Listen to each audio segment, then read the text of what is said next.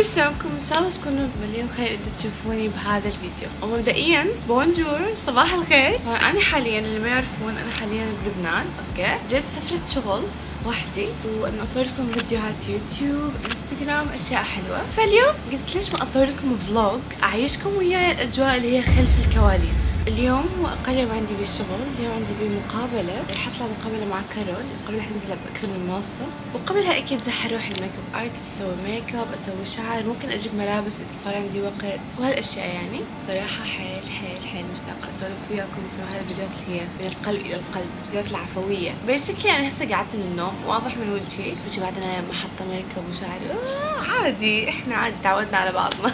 فأول شي سويته طلبت فطور تمام على قولة لبناني الترويقة. إحنا عندنا فقرة بالسناب شات اللي على سناب يعرفون، اللي هي إنه كل يوم نتروق سوا أنا وياكم، إنه أجيب الترويقة وأحطها سناب ونتروق سوا. بس اليوم حنتروق سوا على اليوتيوب. بس قبل لا آكل أريد أسوي شوية سكين كير، لأنه هسه قعدت وجهي ناشف، لازم شوية أسوي سكين كير، فخليكم وياي. بعدين جايز أنا طبعا بالحمام المكان اللي أسوي بيه سكين كير، غسلت وجهي وحطيت فيتامين سي وخليت مرطب، آخر شي راح أخليه هو واقي الشمس. كلش ضروري تسوون عناية ببشرتكم حتى بيوم ما تطلعون بيه من البيت، تحمي البشرة، هذول المنتجات اللي يحمون البشرة، لا تطلع لكم حبوب، لا تصير البشرة جافة. فأنا ليش صرت أسوي سكين كير؟ لأنه ما راح أخلي ميك اب. حاليا الساعة 12، قابلتي الساعة 7، بس موعد الشعر والميك اب مالتي الساعة 4، عمود أخلص 5 أو 6 ماكسيموم وأطلع للطريق، لأنه المقابلة ببيروت وأنا بعيدة عن بيروت ساعة، فلازم أطلع الساعة 6. عرفتوا؟ حاليا عندي 3 أو 4 ساعات لحد ما أروح للصالون، فإذا طلعت خلال هال4 ساعات رحت لشركة أو رحت جبت كوفي أو أي شيء ما راح أحط ميك اب، بس هذا سكين كير.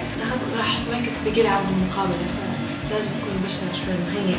قلت لي دا أحس روحي على سناب شات، لأن أنا دائما بسوي لكم هاي الفقرات بس على سناب شات، إذا مو متابعين على سناب حيكون جوا بالدسكربشن. أوكي جايز، شوفوا وجهي شلون صار يلمع بعد ما خلصت وحطيت المنتجات على وجهي. هسه راح أروح أفطر، يلا تعالوا. أوكي جايز، هسه بعد ما خلصت السكين كير لازم أتروق، هاي قلت للبنانيين أو أفطر لأنه ميت جوا. إذا اليوم بالعراقي يعني فطور، دائما أحكي أشياء بالعراقي ما تفتهموني. وصراحة مو بس اليوم، أنا كل يوم أطلب نفس الشيء. عندنا لبنة، عندنا خضروات، جبن، هذا أطيب شيء ممكن تاكلوه بلبنان يا جماعة، عندهم كرواسون يجنن. وهنا عندنا أكثر شيء هم أحبه، أنا ما أحب البيض، بس البيض الوحيد اللي أكله هو بيض بطماطة، هذا بيض بطماطة وبصل. وهنا عندنا خبز، شاي، ماني ما أشرب شاي بس إنه هم يجيبوا لي، توست، مربى، زيت، وهذا شنو؟ أوكي هذا شكر. This is the ترويقة for today أو for every day. حتى تقولوا القمر بقرة، أنا ما أكل هذا كله، آكل شوية، وأصلا هاي يكون يعني غالبا يكون الوجبة الوحيدة اللي أكلها باليوم، لأن ألتهي تصوير وأنسى آكل، فيلا خلونا نتروق. فالفيديو كلش عفوي، كلش بدون تخطيط،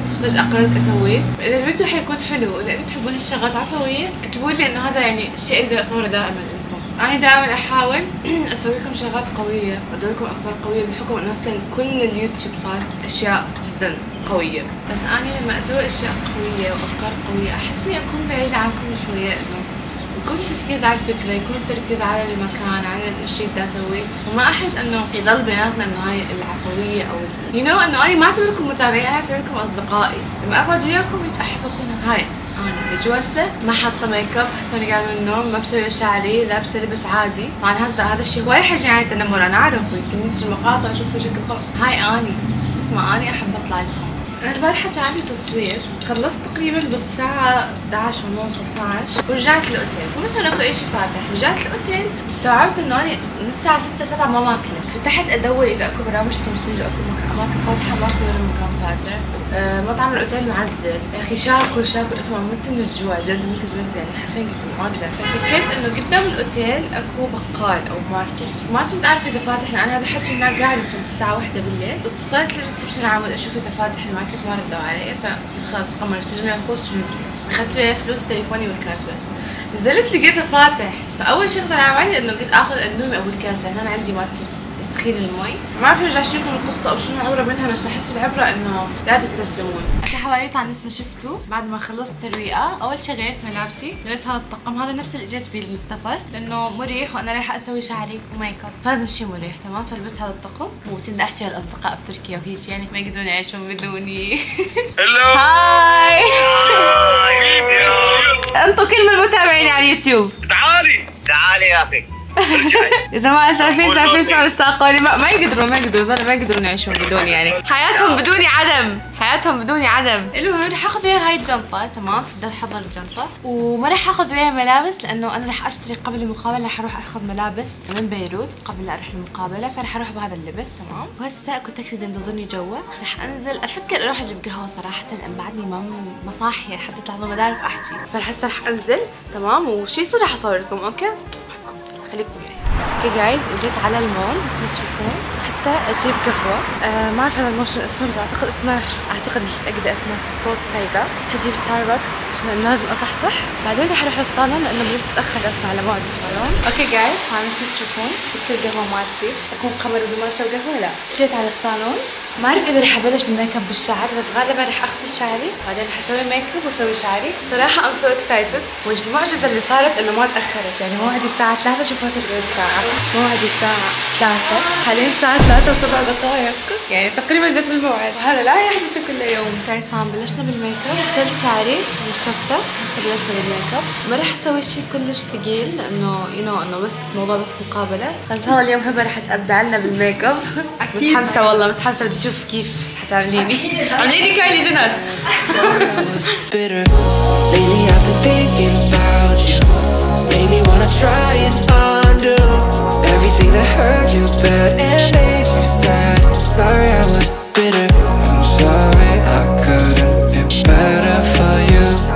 اوكي جايز، فالناس بس تشوفون هذا اللوك النهائي للميك اب. طول رايكم، انا نفسي كلش حبيت لانه قلت له انه ما اريد شيء كلش ثقيل، ما اريد ميك اب انه يبين اوفر او يطلعني كلش اكبر من عمري. I feel like I like it. طبعا اذا حسيتوا ما اعتمدت لون معين، يعني خليت الميك اب هيك اللون مثل بيبي بينك او الوان فاتحه لانه ستيل ما اعرف ايش رح البس ولا ايش رح اشتري او شو اللون رح اخذه، فسويت ميك اب انه يلوق ويا اي شيء ممكن البسه. وهسه رح اسوي شعري، فكرت شو ممكن اسوي شعري، اسوي تسريحه بس ما اقدر اختار تسريحه وانا بعد ما بختار اللبسه، فرح اسوي شعري ويفي. حاليا الساعه 4:30 تقريبا، اوكي؟ بلشت متاخر فلازم اسوي شعري اخلص على 5:30 ماكسيموم، لازم اطلع للطريق 6 اكون ببيروت، اشتري اللبس 7 المقابله، شوف شعري شلون صار، هسه صرت قمر طاير. anyways هسه خليني شوي ارجعكم بالزمن لانه سويت مقابله مع رامي. يلا جايز، عم بلشت بشعري، نعم بدي اسوي لي رامي. هاي، حتى يظهر لك بالقناه باي ذا واي. ايوه، تذكر الفيديو لما اسوي شعري معجل؟ ايوه، مجعد مش معجل، بعدين مجعد معجل. اسمع، معجل اسهل والله، معجل مجعد كلمه كثير هايله. اوكي جايز، طبعا خلصت، طلعت من الصالون واجى عباس رح ياخذني، حنروح هو حوصلني لبيروت كذا. هاي هلو، كيفك؟ انت حاليا قناة اليوتيوب. anyways جايز، هسه رح اروح لبيروت. طبعا نشكر استاذ عباس انه حيجي وياي لان ما رح اروح وحدي. شلونك استاذ عباس؟ مو زين. ليش؟ اشكي لنا همك. بطني توجعني وراسي ومصدع. سلامتك. جايز هذا الانسان 24 ساعة يصور، واذا ما صور يقعد ويانا بس يصفن يفكر شو حيصور. والله ما بعد يموت بلبنان. هلا خلص مو هونية تجي امك يعني عادي. هسه الوجهه الاولى اللي حروح لها، حروح المحل ملابس. ليش؟ لانه اكيد ما حصور بهاي الملابس، يعني هاي اول نقطه نتفق عليها، ما حصور هيك المقابله. يلا اشوفكم ببيروت. اوكي جايز، طبعا وصلنا على بيروت، وصلنا حاليا احنا قدام المحل مال الملابس. حاليا الساعه 6:15، فاي فيل لايك انه اني ليت، بس اتمنى ما اتاخر اكثر من هيك. خلينا ننزلي يلا. ماشي يلا. انا حرجع اروح اخابر شخص او تاكسي يحط لي شغانه بالطريق عود. يلا هذا الشخص مين؟ اوكي طبعا جيت على محل الملابس، جيت على كيفلي. ممكن حاخذ بليزر، رح امشي ويا البليزر او ويا سوت المقابله، ورح اخذ كم شغله بعد، فرح اشوف كم اوبشن اجربهم، اشوفكم اياهم اكيد، فخليكم وياي. طبعا نفس تشوفون اكو هنا واي اوبشن، يعني مليون بالمية حطلع باكثر من اوتفيت. اول اوبشن هو هذا السوت، تمام، ويا هذا البادي الصغير، او التوب يعني، فرح اقيس هذا وشوف شلون يطلع واشوفكم.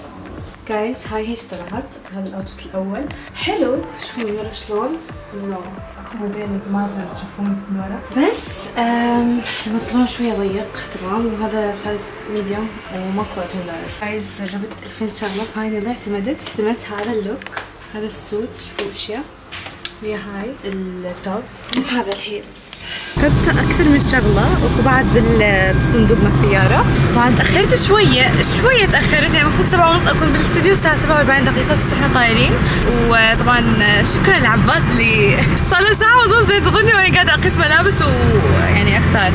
انا اتزوج لو اموت نعلى على زوجة عباس المستقبلية أنا خليته يبطل يتزوج يعني، فأنا آسفة اعذريني. بس ربك ما تونست وأنا كل ونست شنو؟ بدك تروحي ما عاد بصبر. جايز وصلنا على لوكيشن التصوير بس مش متأكدة أي بناية صراحة. عباس ما أدري إيش راح يرجع السيارة. جد امدحوا عباس كلش يعني فرحني إنه إجا وياي وصلني لبيروت وانتظر وياي محل الملابس وجاي وياي للمقابلة. فجد هذا الإنسان يجنن والله. فبس ما حابة مدحه قدامه لأنه ما ياخذ الموضوع سيريسلي ويظل يتمسخر ويظل يضحك بس والله. هاي جايز أخيرا وصلنا. أي ساعة طيارتك؟ بدي امشي على وحده طيارتها واحدة في الساعة 8 يعني ارجع قد ايه بدنا تصوير؟ ساعتين ساعة بحس بنخلص صح؟ هلا اذا بلشنا ساعة صح ساعة خلص يا جماعة. إذا راحت عليها التكت أنا ما بدفع لك تكت. شو توقعت تدفع لها؟ حسيت انه رح تتعاطفي معي بالقليل. أنا بتعاطف معنويا بوقف معك حياتي. معنويا. أوه يا جماعة الموضوع شكله خطير. ما في تسريبات من هون دخل جماعة ما تقبل تشوفني الأسئلة. في الكنز شوفوا شلون ضمته. اوه والله الست حلو. شكلك هون رح العيد هون حيجي صح؟ انا الست هدفه يريحك. كثير حلو صراحة. بس ليه ما احس بالأسئلة؟ شو هالأسئلة؟ لا عم بمزح كثير هينين. يلا يا جماعة رح نبلش. الله يستر ان شاء الله تكون مقابلة حلوة وان شاء الله ما تروح عليك الطيارة. ان شاء الله. نبلش الحديث يلا. Maybe it's something in the water, or maybe we just hit the end of the road.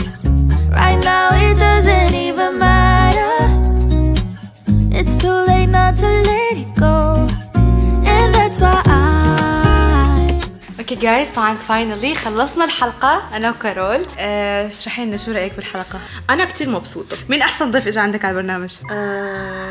تحت التهديد ما انا سألتك شي سؤال تحت التهديد؟ ايه ما بعرف لشو. ما بتعرفي؟ ما بتعرف في كتير. يا الله شو هيدا. انا احسن ضيفة. انه معقول عم تحرجيني هيك احراج؟ لنشوف كيف تطلع الحلقه. بس انا حسيتيها كانت سهله. انه قمر من اكثر الناس الصريحين اللي طلعوا معي بالبرنامج ما عذبتني. عباس شو رايك بالمقابله؟ عباس جنن احلى مقابله بالعالم. عم تحسي بالتسليك اللي عم يحكي؟ انا ما بعرف اذا عم يحكي جد بس جورج بيحكي جد. شو رايك بالمقابله جورج؟ حبيتها كثير وبدي لكم انه سجلنا تقريبا شي ساعه ونص ما حسيت بالوقت. صوت ضحكتها وصل لعنا. ضحكت من الرجال. الضحكه خلوها. ما بعرف اذا طالع رح حتى اذا طالع حطوها. جينا انا وعباس بعد المقابله ناكل مطعم عراقي لان جوعانين.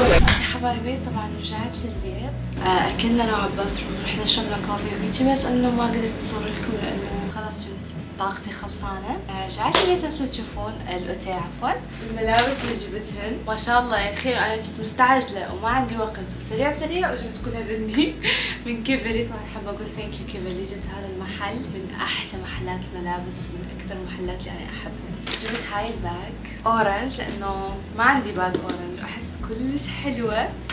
هاي الباج السوداء عميتي كلش جنن حبيتها. راح اشوفكم تشيش ثاني حتى تقوم قبل ما تشوفنا. بس هذا الجينز كلش حلو. يجي هيك موديله احسه فينتج صراحه. اخذت بعد هواي اشياء بس كلش تعبانه ما بيحل اشوفكم فتشوفون بمرور الايام. لهنا نكون وصلنا لنهايه يومي تقريبا او مش تقريبا راح انام صراحه. بس بتشوفون هاي تقريبا حياتي كل ما يكون عندي تصوير او كل ما يكون عندي شيء معين. بركض اخاف اتاخر اخاف شنو لبسه اوتفيت ميك اب يعني فوضى. بس الحمد لله بالاخير اسوي الشيء اللي اريده. يعني اليوم جيت كان فوضى وخفت انه ما الحق اسوي له مقابله. كانت مقابله كلش حلوه كلش استمتعت بيها. فاذا حبيتوا فيديو اليوم واذا حبيتوا حياتي او انه اشارككم حياتي واظل اسوي لكم فلوجات ونكون شي قريبين من بعض وتشوفون يومي بالتفاصيل اكتبوا لي حتى كثركم من هاي الفلوجات. وبس والله اذا تحبوني واذا حبيتوا هذا الفيديو تنسوا تسوون لايك شير سبسكرايب تقولوا لي رايكم بالتعليقات. احبكم كلش كلش كلش كلش كلش كلش كلش كلش كلش هوايه. اشوفكم الفيديو الجاي. باي. باي.